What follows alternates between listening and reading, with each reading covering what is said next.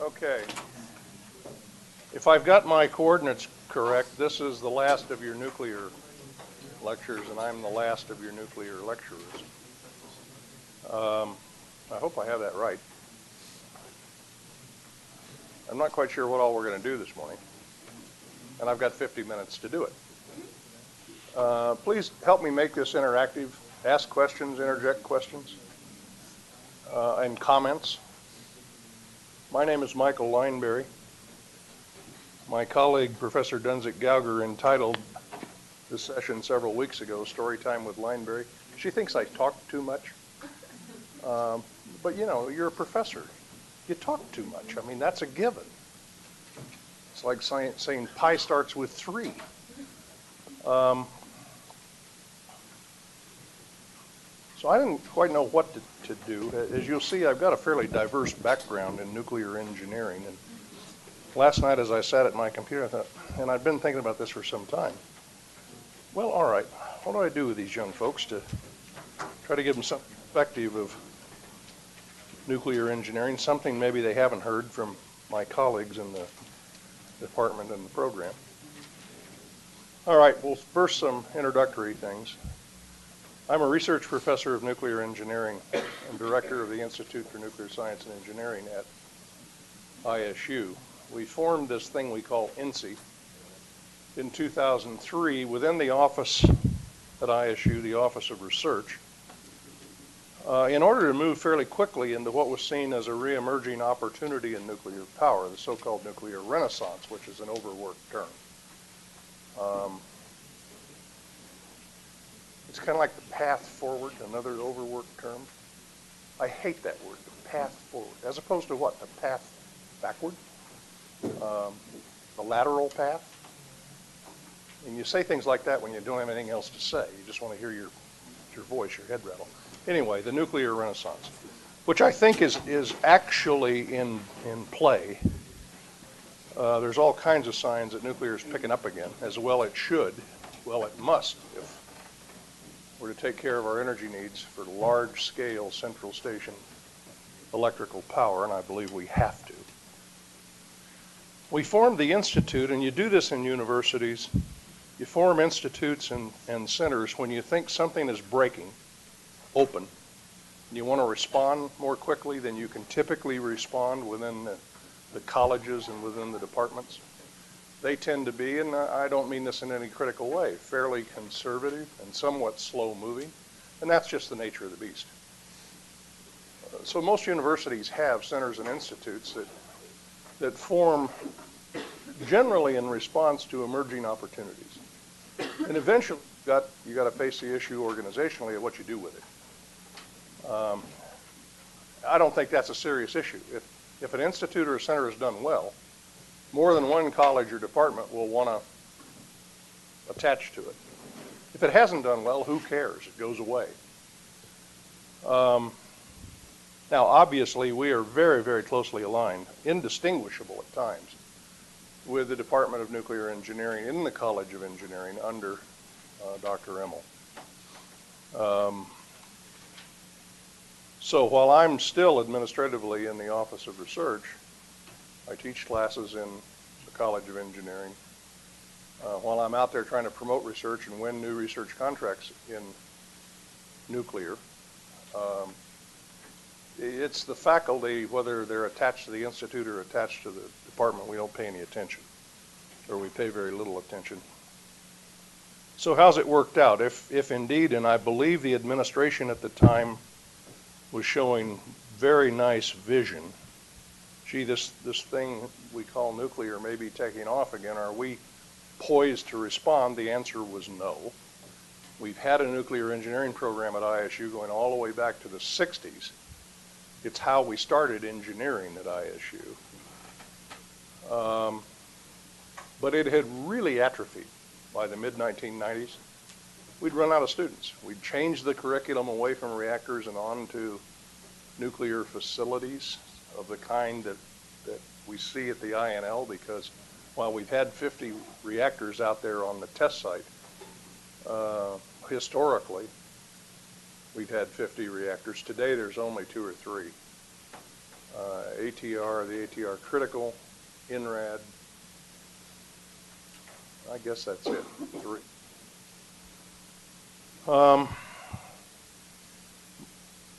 Well, this has all worked out fairly nicely. Today we have about 140 nuclear engineering students in the College of Engineering. Now that covers the whole waterfront, from freshmen with an indication of interest all the way through PhD graduate students, and it includes some dormant students who are INL employees doing their degrees part-time, and we're blessed to always have a large number of such folks. Well, a large number, a dozen or more. And some go in starts and stops. Some go right through. Obviously, when you're working full-time, you don't get your master's degree in a year and a half or 2 years. Some really do go through, unfortunately, given the demands of their jobs and changing responsibilities and so on. So 140 total, up from a handful around the turn of this century. Nuclear engineering has by far the largest research component of all the ISU engineering disciplines. We have won a lot of research money. It funds a number of our graduate students. I'll talk more about that as we go on. We are very closely aligned with the INL, which is both a tremendous benefit and also a bit of a curse. It does mean our graduate students and faculty have fairly easy access to a world-class set of nuclear programs, laboratories, and test facilities. And I can tell you, we're out looking for faculty right now, and we have no trouble in recruiting interested faculty of nuclear engineering to come here and talk to us, because they're very interested in having a research collaboration with the INL facilities and programs and so on. For some, it's a real crisis that while they'd like to, the world they want to live is Eastern Idaho. And that's fine. I'll tell you, there's another class of people who would kill to come live in Eastern Idaho. Lifestyle we have. We haven't done enough of is promote more research starting at the undergrad level. And we're looking for ways to do that, and perhaps some of you will help us in that endeavor.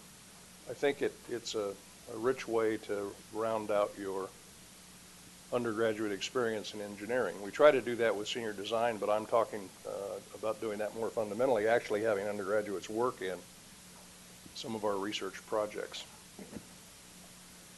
I put up my vital information, as we have hopefully all been doing. I currently have an office on the second floor of the Tingey building next door. It's in the far southwest corner. I'd tell you the room number, but it wouldn't do you any good. If you know the room number, you'd think you'd go down the hallway and you'd say, I'm going toward it or I'm going away from it. No, it's a random walk in Tingey. I don't even know my room number, but it doesn't matter. Nobody could usually find it knowing the room number anyway. Far southwest corner overlooking the river. My email is mjl@isu.edu. My phone numbers are shown there. The second is the cell, the first is the office. If the door is open, it's office hours for me. I enjoy talking to students, and if you want to talk about anything, stop by or give me a call or shoot me an email. I spend a lot of time conversing with students, and I enjoy that for the knowledge that I gain and for you bringing experiences to me, which helps me gauge how I'm doing in courses and make course adjustments and so on. So I enjoy talking to students. I don't have structured office hours. Like I say, if the door is open, you're welcome. I entered nuclear engineering at UCLA a long time ago, during the first rather euphoric era of nuclear growth and development. In the 1960s, in engineering in that era, nuclear was the thing to do. It was where a very top cut of students went. It was the place to be. I remember when I was a senior, I won an AEC Atomic Energy Commission fellowship, and then spent the next 5 years at Caltech and the next 33 years at Argonne National Lab. But when I won that graduate fellowship, it paid tuition at 60-odd schools of your choice in the country. It enabled me to go to Caltech, which I couldn't have dreamed of otherwise. And it paid, I remember in the first year, $220 a month stipend, and I thought that was all the money in the world. I mean, today it won't pay your electricity bill, but, well, there's Mr. Gonzagi, I presume having returned from the K's boondoggle in Sun Valley the last 2 days. Hope you all had fun. Well, I don't really hope you all had fun. Actually, you pinned me down. I hope you had a miserable time. I hope it rained the whole time you were over there. You got stuck in the mud. Maybe caught food poisoning at a local Sun Valley restaurant. I wish for all those things. But I'm not malicious. Guess who didn't get invited to go to the K's retreat? Me. That would be me.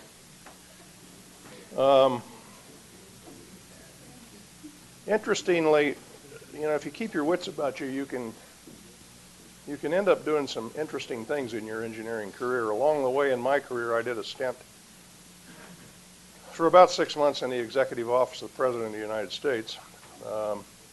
Separate from that, because that was in the Carter White House, I helped prepare candidate Reagan for the debates with President Carter. And then much later, I got an MBA from the University of Chicago. So, again, if you keep your eyes open, your ears to the ground, you can seek out opportunities in rather different directions than perhaps your main line. All the time that I was doing those things and others, I was working in the magic kingdom of advanced nuclear energy development at Argonne. And since, gosh, I don't know, the early 1980s, I guess, I've been teaching part-time at Idaho State University in nuclear engineering. The first passion of mine in working at the National Lab was reactor physics, fast reactor physics. Later on, the nuclear fuel cycle. Always, and I sought this part-time work at ISU specifically because I wanted to teach and work with students. So I'm kind of an odd duck. My specialties, you normally find people who are interested in reactors or the fuel cycle, seldom both. And I've worked for a decade specifically in each one of these areas, and I teach reactor physics and fuel cycle. I don't know which I enjoy most. Probably fuel cycle because it's more diverse, and I haven't done serious reactor physics for quite a while, which means I haven't published anything in reactor physics for quite a while. I don't consider myself competitive in reactor physics. I do consider myself competitive in the nuclear fuel cycle. Okay, today I believe we're truly poised to create a second nuclear era, but in my view, there aren't enough risk takers in our engineering development world today, at least in nuclear, and maybe this is more transcendental across disciplines. Everybody's in a cover your fanny mode. It seems to take 3 people to do the work of 1. In my view, human beings created this dilemma, and it didn't take them all that long to invent it. 20 years ago, we really did get things done within the industry and within the national labs. And if humans can create that dilemma, that condition in 10 to 20 years' time, by heck, humans can undo it and rectify the situation. And that's where the emerging generation of nuclear engineers come in. Do it safely, look out for your coworkers, protect the environment, but for heaven's sakes, let's get the work done in an affordable way or we'll price ourselves out of the market. Now, last night, I thought I wanted to do was engage you in a dialogue about issues in nuclear power today. And I listed a few, and then I thought, no, I won't put up the list. I'll draw you into a discussion of what you think the issues are. The problem that runs is if you don't feel like communicating this morning, it's going to be kind of a silent period here. I'm going to do this later. I decided what I'd like to do, in commensurate, in sync with my title, Storytime with Lineberry, is ask you to return with me now to those halcyon days in 1942 with Enrico Fermi's team building the first reactor called Chicago Pile No. 1. Chicago pile number 1. It really was a pile. The first reactor that went critical, was self-sustaining, a neutron population, was about a cube about 25 feet on a side. It was a huge, hand-constructed pile of graphite with uranium spheres every 12 inches or so, all over this pile. Now, the important thing to remember is in 1942, first of all, we were at war, and that was what was providing, the Manhattan Project was now providing the impetus to this program at the University of Chicago. It was all part of the Manhattan Project. But just 10 years before, the neutron was discovered in 1932, just 10 years before. So let's go back 10 years now. Let's put it in real time. Consider the neutron having been discovered in 1999. And what have we accomplished in the last 10 years? Well, even more important, I think, and even more important date was after the discovery of neutrons, 7 years later, 1939, fission was discovered. We discovered that we could split a nucleus and gain a lot of energy, a couple of 100 million electron volts, recoverable in the form of heat energy. That was in 1939.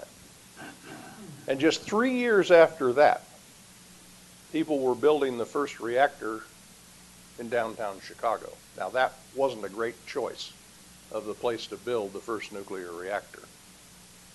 Actually, it was in Hyde Park on the University of Chicago campus. There is now a plaque there at the site of the old Stagg Field. That's all there is. The stands are gone.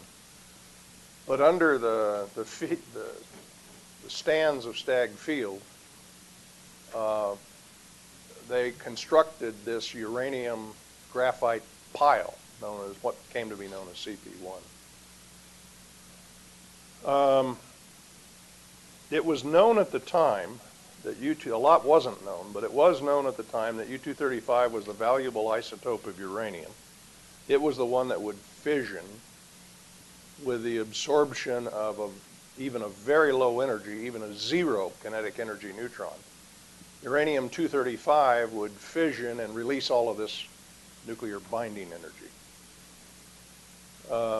The problem was, of course, that natural uranium was only 0.7% U-235, 99.3% was U-238, which just came along for the ride. There was no enriched uranium, obviously, in that era. Within a few years, within a very few years, there was enriched uranium. I'll come back to that part of the story. In fact, it wasn't believed that there was much uranium at all out there that we could recover. Very little was known about the amount of uranium resources that miners could dig up in the early 1940s. Turns out in the end there was more crustal uranium than people realized. And of course we're still digging that up to fuel today's reactors. Eventually there will be stress on that supply unless miraculously we discover how to suck out the very small amount of uranium that is, for example, dissolved in the oceans. It's a few parts per billion, which means if you have a large enough volume of ocean water and a cheap enough process to recover uranium, you can get lots of uranium. Trouble is you get lots of sodium fluoride too, and lots of other things. There's no economical way known to just precipitate out uranium and make that worth the price that uranium will fetch. In fact, it's off by probably 2 orders of magnitude. Fermi believed in the early 1940s, let's say during 1942, the reactor went critical in December. He had been working at Columbia in a few years leading up to that, since the discovery of fission, building modest-sized uranium, natural uranium and graphite piles, getting bigger and bigger.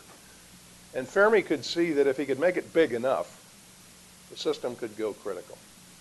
By making it big enough, what he was doing was effectively cutting out the neutron leakage, which is a parasitic effect. If neutrons leak out of the reactor, they're gone. They don't participate in the chain reaction. And to Fermi, given the materials that he had available, which was graphite and natural uranium, gee, I think we can make this system critical if we can just go big enough.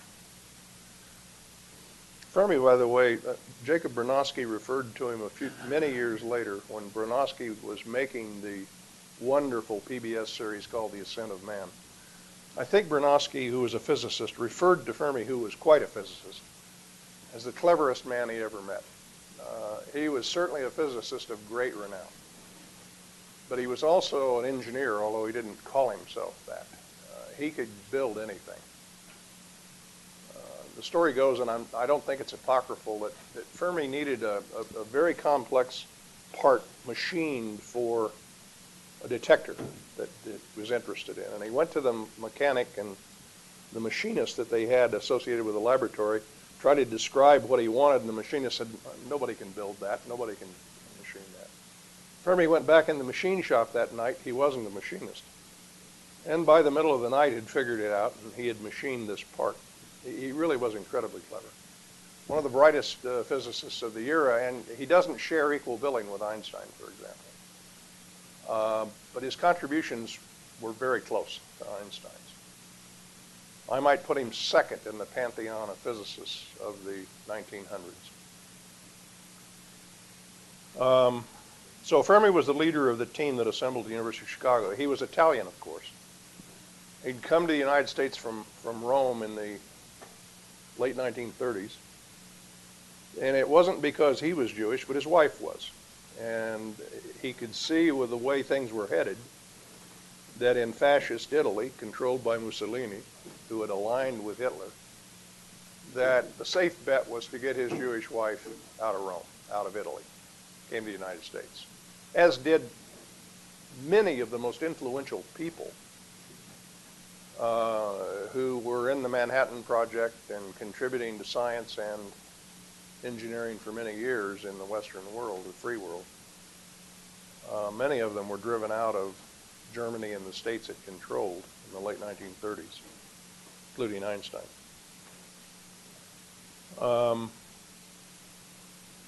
So Fermi believed you could make this pile critical, if self-sustaining a neutron population, if you had enough natural uranium and graphite. It had to be big enough, and you had to have very pure graphite.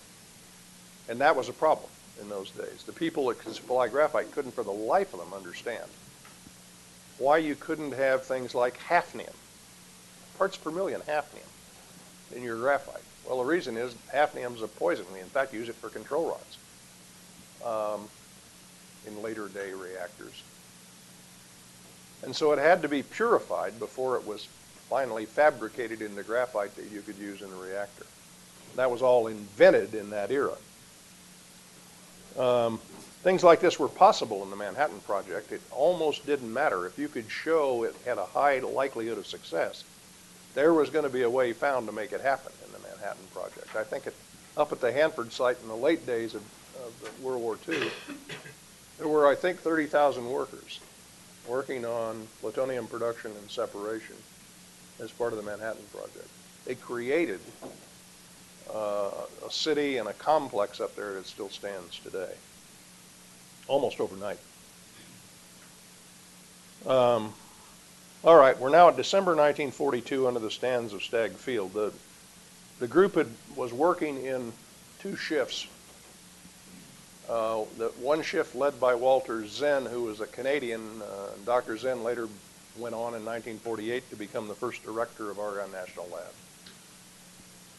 And the other was headed by a physicist named Herb Anderson, and I don't have the line on Anderson, what happened to him, but there they were. Those were the two lieutenants reporting to Fermi, and those were the guys that were directing the crew that was assembling these blocks of graphite and making what became the first reactor. There was graphite dust everywhere. It was on concrete, and graphite dust on concrete, what happens? It becomes very slick. So it was probably violated every OSHA standard known to man today. But okay, that was the era. I'm sure they tracked graphite all the way back to their homes and apartments as well. Hopefully they didn't track natural uranium, but I wouldn't be surprised if that were the case too.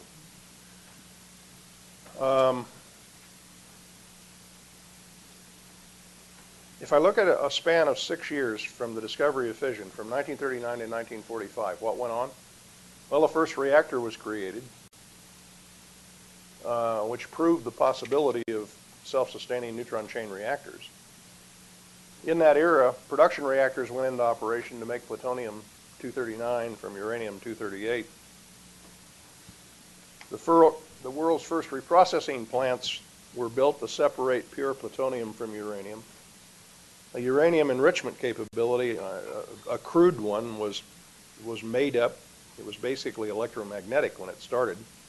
Think of a mass spectrometer where you ionize uranium and now you can bend it around in a magnetic field. Well, the lighter particle, U-235, when ionized, will bend a little more than the U-238, which is a little heavier. And so if you're really clever, you collect preferentially U-235, one atom at a time. And kilograms takes a lot of atoms. 1 mole is 6 times 10 to the 23rd, so you got to bend a lot of uranium to do that. Also in that 6-year period, a gun-type U-235 weapon was developed, as was a plutonium implosion weapon. Gun-type weapons, subcritical if they're apart, move 1/2 of the, think of it as a cylindrical, right circular cylinder, reacting system together very rapidly and then introduce a neutron source. That's your U-235 weapon. You can't do that with plutonium because of the spontaneous fission created by, inevitably, some plutonium-240 around. So you need to implode it. You need to take a spherical volume and make it move in a spherically symmetric way very rapidly. That was the only one tested, by the way, at the Trinity site, just 3 weeks before we dropped the first implosion weapon on Nagasaki. So all this was created in 6 years, and of course the unfortunate thing is we set the stage for the arms race, but we also set the stage very productively for civilian nuclear energy. I want to go back with a couple of anecdotes about CP1, though. Talked with probably 5 people who were there when, by this time, they were older men and I was a young pup. One was named Norm Hilberry, went on to be the 2nd director at Argonne National Lab and finished his career as a professor at University of Arizona. Norm liked to drink Jack Daniels when he was an old man. And if you would buy him a few Jack Daniels, Norm would hold court and go on forever talking about the early days. And I could do that forever. I've always been a fan of history. Well, he was the guy that, he was a young whelp at the time. And so his duty wasn't to stand at the instruments and, analyze data and advise Enrico Fermi that we're going critical. No. He had a hatchet. And his job was to cut a rope that would insert by gravity a poison rod into the pile if Fermi yelled help, which he never had to do. He was pretty proud of that. He was, now the story is that the word scram, a reactor, you want to shut it down rapidly, you scram it, even to this day. The apocryphal story is that stood for Safety Control Rod Axeman, which was Norm Hilberry. Hilberry claimed that was not the case. Scram was intended to convey the sense that you push the button and you get the hell out, just as fast as you can go. I don't know. Todd, you know any more about the scram story? Well, Hilberry was the Axeman. There is a fellow in Idaho Falls that was there. For a while, we had 2 or 3 of the original cadre of people at CP1. There were only about 30 of these folks. And Warren Nyer, who is still with us and loves to come talk to students, was there. And he later went on to work at the test site out here and then consultant for nuclear utilities. I'm sure he's well into his 80s now, and he's just as entertaining and engaging as ever. Another guy that's well worth buying him whatever he likes to drink, in Warren's case that it's Jack Daniels. But he can entertain you with all kinds of stories of the early days. And boy, did they get things done. Warren tells a fabulous story. After a seminar that he did here at Idaho State, I was taking him to lunch, and he said, you know, Steve Herring at INL asked me a good question at the end of that seminar. And I don't remember what question. Oh, I do remember the question. I don't remember Warren's original answer. But the question was, well, Warren, you've described a lot of things that went very well in the early days of nuclear development. Tell me about something that didn't go so well. Tell me about something that went wrong. And I thought, well, that's a great question. Well, Warren didn't answer it in any particularly provocative way, but when we were going down to lunch, he said, I thought of a much better example. I said, don't tell me. Wait till we get the crew assembled for lunch. Sat down. I said, okay, Warren, tell me. He said, well, it was long after CP1, long after. It was a year after CP1. And we had built this giant complex in Hanford.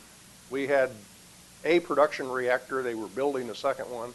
They had this huge reprocessing facility because they were making plutonium from U-238. And capture a neutron in U-238, it makes U-239, it beta decays twice to plutonium-239. And now if you can chemically separate that plutonium, dissolve it in nitric acid, change the valence, separate it out with a chemical reaction, you end up with plutonium. Mostly plutonium-239, but also a little plutonium-240. From the chemistry, it doesn't matter. All the plutonium goes in the same direction. So there they were. They had 30,000 people working at the Hanford site, construction workers, scientists, engineers, technicians, all the way down to administrative staff. And he said, we got the production reactor up and running. This was going to supply the initial plutonium for the U.S. weapons program. This was still during World War II. Reactor worked fine. Started up, got up to full power. Second day, the reactor shut itself off. I didn't know why. He said, Michael, can you imagine? We had 30,000 people at Hanford. Our reactor starts up, next day it shuts itself off. And people are looking around and, huh? What do we do now? Well, it turned out it was due to the intricacies of one particular fission product. One of the products that results from splitting the nucleus was xenon. Huge absorption cross-section. As xenon built up, it poisoned the reactor shut off. Interesting thing was it decays, and so tens of hours later, reactor's ready to start up again.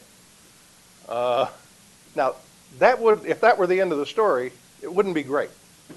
You start your reactor up, it runs for a day, it shuts off, you wait for 2 days, you start it up again. That's no way to do an engineering venture.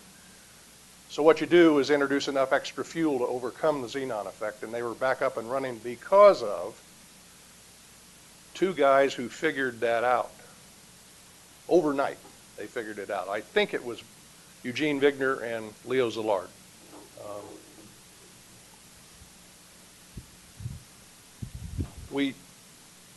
For many years at Argonne, we give out trinkets.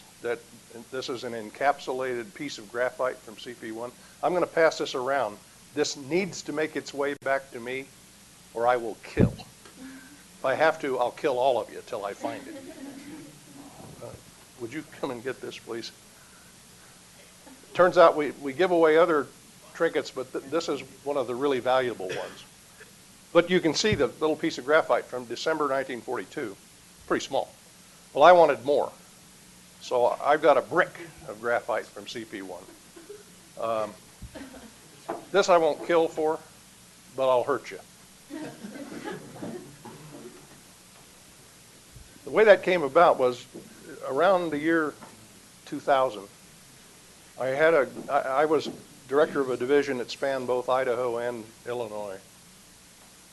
And we were cleaning up a facility. We were going through decontamination, decommissioning of a nuclear laboratory. And my engineering safety officer came to me and he said, Mike, we got a problem. I said, okay, John, sit down. Tell me what the problem is. I figured, somebody cut their hand or we'd had a spill or whatever. No. He said, one of those pits in the floor